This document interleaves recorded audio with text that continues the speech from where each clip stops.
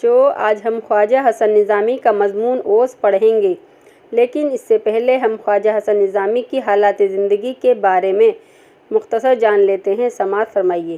خواجہ حسن نظامی دہلی کے ایک معزز خاندان کے فرد تھے۔ ان کا بچپن تنگ دستی میں گزرا، لیکن اپنی ذاتی کوششوں سے انہوں نے بہت جلد ترقی کی۔ وہ خواجہ حضرت نظام الدین اولیاء کے عاشقوں میں سے تھے۔ اس عشق و محبت کے اثرات ان کی تحریروں میں نمایاں نظر آتے ہیں۔ اردو زبان و ادب میں ان کا مرتبہ بلند ہے۔ انہیں مصور فطرت کے لقب سے یاد کیا جاتا ہے۔ انہوں نے کئی کتابیں لکھیں، جن میں غدر دہلی کے افسانے اور سی پارہ دل کافی مشہور ہیں۔ ان کے مضامین کی خصوصیت یہ ہے کہ ان میں سے اکثر نہایت ہی معمولی چیزوں پر لکھے گئے، لیکن خواجہ صاحب نے بات میں سے بات پیدا کر کے ان چھوٹی چھوٹی چیزوں سے جو مطالب نکالے ہیں وہ بڑے سبق آموز ہیں۔ خواجہ صاحب کے لکھنے کا ایک مخصوص انداز ہے۔ تو بچوں، آج خواجہ حسن نظامی کا مضمون اوس پیش خدمت ہے۔ برسات کے موسم میں کوئی ٹھنڈی ہوا کے جھونکے کا خواستگار ہے، کسی کو اودی اودی کالی کالی گھٹائیں پسند ہیں، کسی کا دل بادلوں کی کڑک اور بجلی کی چمک سے مست ہو جاتا ہے۔ مجھ کو تو برسات کی یہ ادا بھاتی ہے کہ مے برس کر کھل جاتا ہے اور صاف آسمان کی رات گزر جاتی ہے تو صبح کے وقت درختوں، پھولوں اور جنگلوں کی گھاس کی عجیب شان ہوتی ہے۔ اوس کے قطرے پھولوں کی پتیوں پر ایسے چپ چاپ نظر آتے ہیں جیسے رات کو آسمان کے تارے تھے۔ کیا خبر کہ رات کے وقت تارے ٹوٹ پڑے ہوں اور یہ انہی کی گل افشانیاں ہوں۔ کہتے ہیں کہ اوس میں سونا، اوس میں پھرنا جسم انسانی کے لیے مضر ہے۔ خبر نہیں یہ کیوں کہتے ہیں۔ خدا کی ساری مخلوق تو اوس باری سے تر و تازہ اور نہال ہو جاتی ہے، تو انسان بھی ایک مخلوق ہے، اس کو اس سے کیوں کر نقصان پہنچ سکتا ہے؟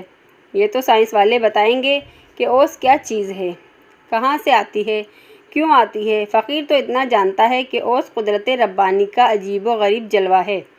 جن کی آنکھ سویرے بیدار ہونے کی عادی ہے، وہ صبح کے وقت سورج نکلنے سے پہلے اوس میں ذات الہی کے ہزاروں جلووں کا مشاہدہ کرتے ہیں۔ ایک شخص کو دیکھا کہ باغ میں جوہی کے پھولوں کے پاس جھکا ہوا کچھ دیکھ رہا تھا اور ایسا مستغرق تھا کہ دنیا و ما فیہا کی خبر نہیں تھی۔ در حقیقت جوہی کے پھولوں پر اوس کا انداز قیامت کا ہوتا ہے۔ چھوٹا پھول، نازک پتیاں، اوس پر اوس کی ننھی ننھی بوندیں، حس و حرکت کرنے والے دل کے لیے محشر سے کم نہیں۔ اوس کی عمر بہت تھوڑی ہے، رات کو پیدا ہوتی ہے اور سورج نکلتے وقت مر جاتی ہے۔ اوس کی سیرابی باران رحمت کی طرح ہر خاص و عام، چھوٹے بڑے، اونچے نیچے کے لیے یکساں مفید ہے، مگر میں سورج کا مقابلہ کرتا ہے، بادلوں کے لشکر لاتا ہے تو آفتاب کو پوشیدہ ہونا پڑتا ہے۔ مگر اوس بیچاری بڑی ڈرپوک صلح کل ہے۔ آسمان پر جب سورج کا عمل دخل نہیں رہتا اور بادل بھی اپنے گھروں سے چلے جاتے ہیں، اس وقت یہ نمودار ہوتی ہے اور سورج کے نکلنے کے ساتھ ہی جان دے دیتی ہے۔ انسان اگر یہ شکایت کرے تو حق بجانب ہے کہ اوس تمام در و دیوار کو، شجر و حجر کو تر کر دیتی ہے، مگر کسی پیاسی زبان کی تشنگی دور نہیں کر سکتی۔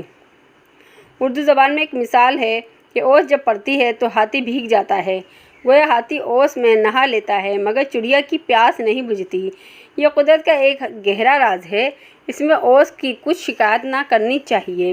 بہرحال اللہ تعالیٰ کی نشانیوں میں سے اوس بھی ایک نشانی ہے، جس کو دیکھ کر دل حق پرست میں عرفان یزداں کے جذبات پیدا ہوتے ہیں۔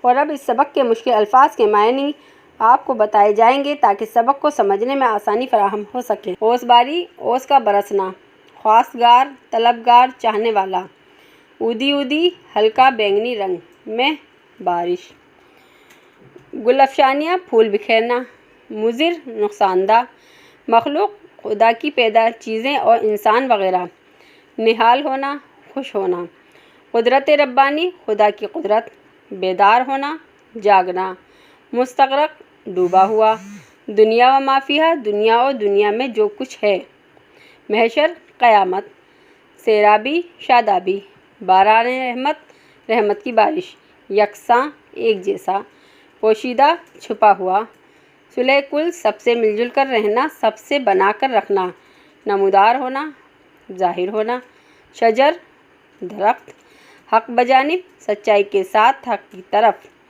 حجر، پتھر، تشنگی، پیاس، دل حق پرست، خدا پرست دل، عرفان یزداں، خدا کی پہچان۔